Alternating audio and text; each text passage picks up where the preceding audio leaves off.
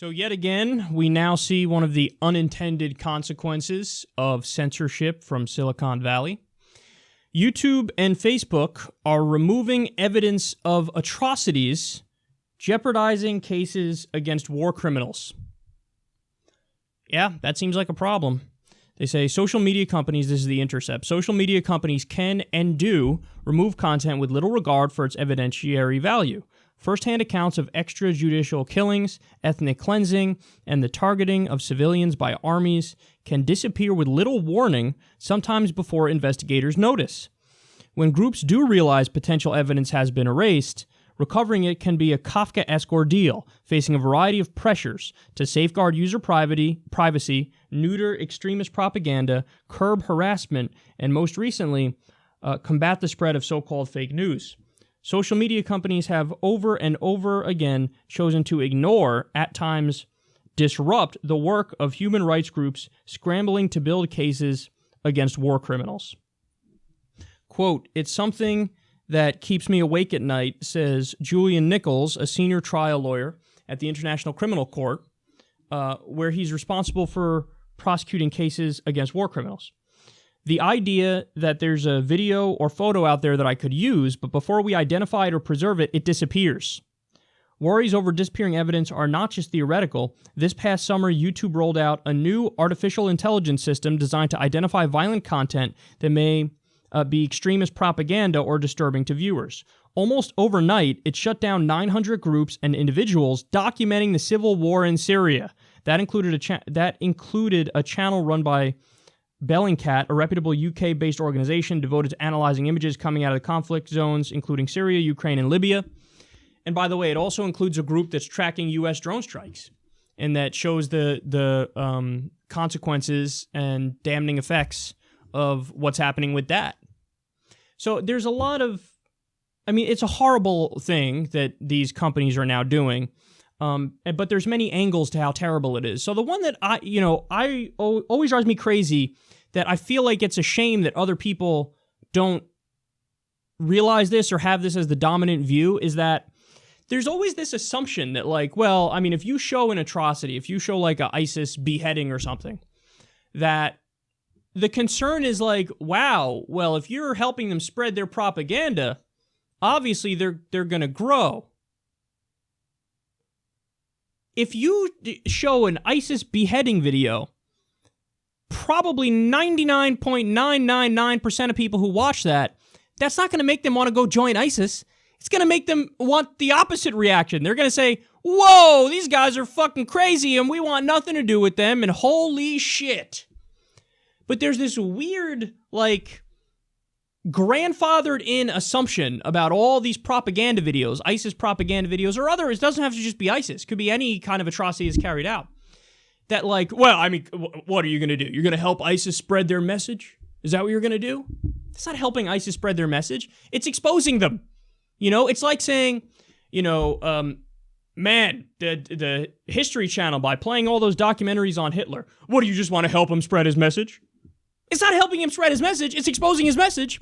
His message is fucking dumb and horrendous. And if you just show people what it is, they go, I don't agree with that. I don't like that guy. Like, why this assumption of like, well, obviously if you show people this kind of propaganda, they're going to immediately fall for it and go, I got to join ISIS now. I just saw them commit an atrocity. No, the opposite's going to happen. So really, you're doing a disservice to pull this stuff down, because it has the opposite reaction of what you think it does. But furthermore, yeah, this is a real big concern too, that you have evidence of crimes, and we're not just talking about crimes against ISIS or crimes against whatever, the Syrian government, or also crimes that the U.S. did. And by the way, I didn't mean crimes against ISIS or the Syrian government. I mean crimes carried out by ISIS or the Syrian government or whoever. But also you have crimes carried out by the U.S. government. And hey man, look, the U.S. just blew up an innocent village, and the fallout's on video, and oh shit, it was just pulled down. But the more you try to sanitize all these different platforms, the more people are going to go elsewhere. That's what's going to happen. And I know they mean well, and they think like, oh, this is important to be taken seriously and get respect. But the reality is there's a very big difference between what advertisers want you to portray and what the people want out of a platform. And what happens is it's the ultimate slippery slope. So, I mean, Twitter accounts that were linked to extremists, that was used to locate where many extremists are. Like I remember a story from a while back, there was an ISIS guy that accidentally turned on where his location was. And then people went and caught him. So there are unintended upsides of having this stuff out there. And when you begin censoring, you can hurt a literal, international law case. Or what happens is you just set up that slippery slope to, it starts with, all right, well, let's get rid of the stuff that's like crimes. And then it becomes, well, look, there are some people that have a genuinely hateful message. They're not committing a crime on video, but they're saying things that are openly racist or whatever. And then that becomes, well, hey, there's the openly racist people, and they're terrible, but what about the ones who are racist, but they're like kind of, it's like dog whistle racism? We see what they're really saying, so how about we get rid of those? And then it will always end up with people, with things being censored that you don't want to be censored.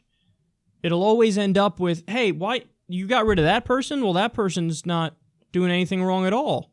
And again, the demonetization scandal is a version of this, because it's just taking ads away from news and politics, because the idea was, hey, all of news and politics is tainted because there was some extremist content, so therefore, just to be on the safe side, let's not fund anybody in news and politics.